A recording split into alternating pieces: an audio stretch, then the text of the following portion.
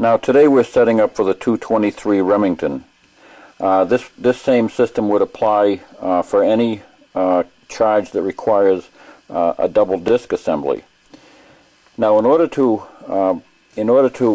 properly charge a case, you have to have exactly the correct load density charge discs according to the chart that they provide.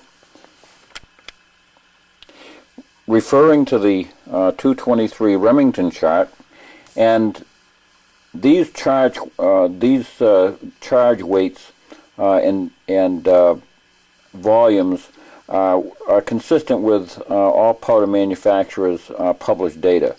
But today I'm going to be charging a 55 grain jacketed bullet, and I've decided I'm going to use Hodgdon Varget powder. Always beginning with a starting load, which is 10% less than the maximum load stated. That load says 25.5 grains. And again, this is for a 55 grain jacketed bullet. With Hodgdon Varget moving over, it calls for a cc measurement of 1.86 cc's of powder.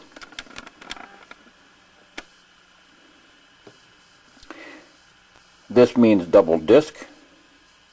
Disregard the Lee dipper. That's the little yellow dipper that comes with your dies. And this is your never exceed charge level, 27.5. Your velocity is listed here as 3384 for a maximum charge. And you can consult all your published loading data and verify this. But we're going to select the two discs that will arrive at 1.86 cc's of volume. Now I refer to the Pro Auto Disc powder measure chart listed on their instruction sheet. Moving down from the top of the page to the bottom, again we're looking for 1.86 cc's of volume.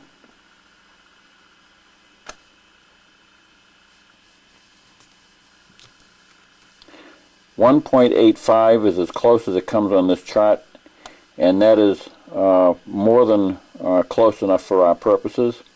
1.89 would be too high for a starting charge, so we'll go with 1.85.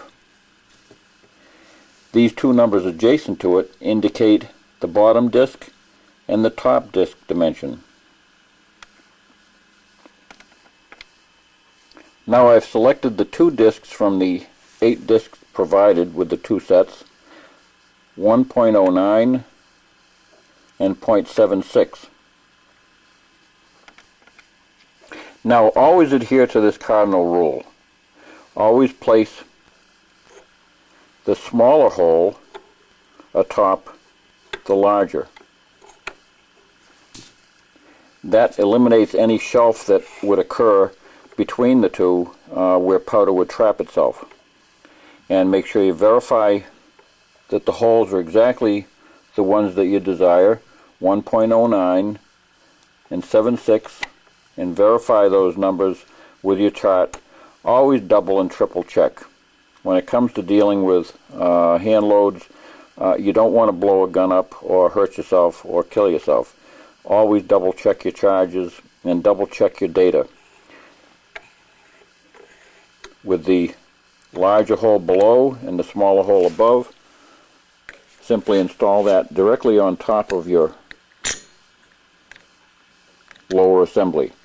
Now you'll notice that it's installed towards the rear, towards the rounded section of the platform.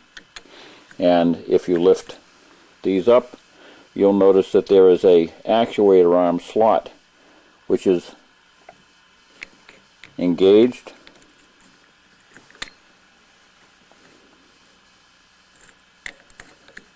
I'm trying to do this with a video camera in one hand. And that's all there is to it. They'll sit nice and snugly. Don't worry about any wiggling.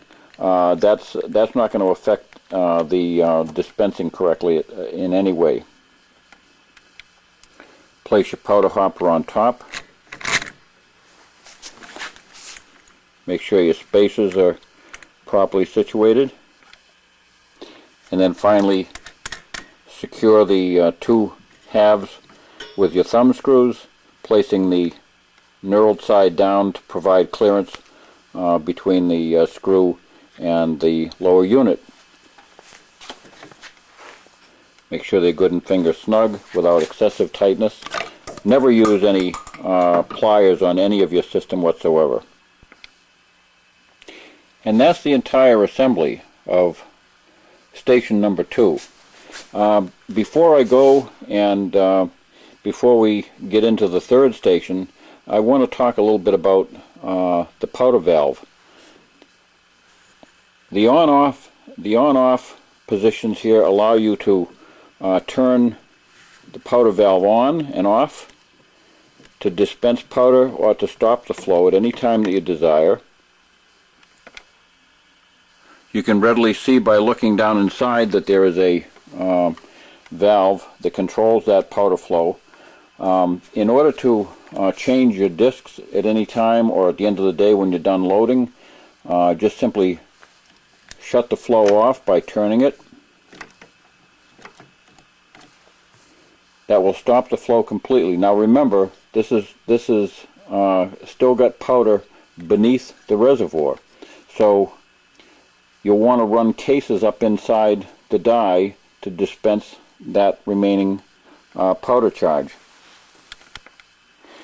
Using a case be sure you have a case with a primer in it. It can be a discharge case with a dead primer. It doesn't make any difference, but be sure you completely block that hole, otherwise you're going to have a very serious mess on your hands. Just simply run that up into the die. That'll actuate.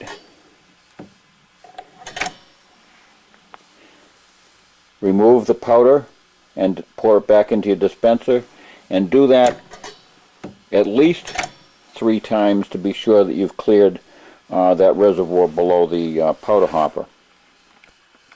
And that's it. With that done, you can remove the powder hopper either by unscrewing the knurled nut here. This will not change any adjustments whatsoever. You can unscrew this knurled nut, and that retainer will release and take the entire assembly off. Or you can simply pop out your entire turret, leaving it all together, or you can unscrew it from the 2 knurled thumb screws. If you wish to change your powder charge discs, always be sure to stop your powder flow. Anyway, that's it. I'll return for segment 3, and we'll talk about how to install the next and the last 2 stations. See you there.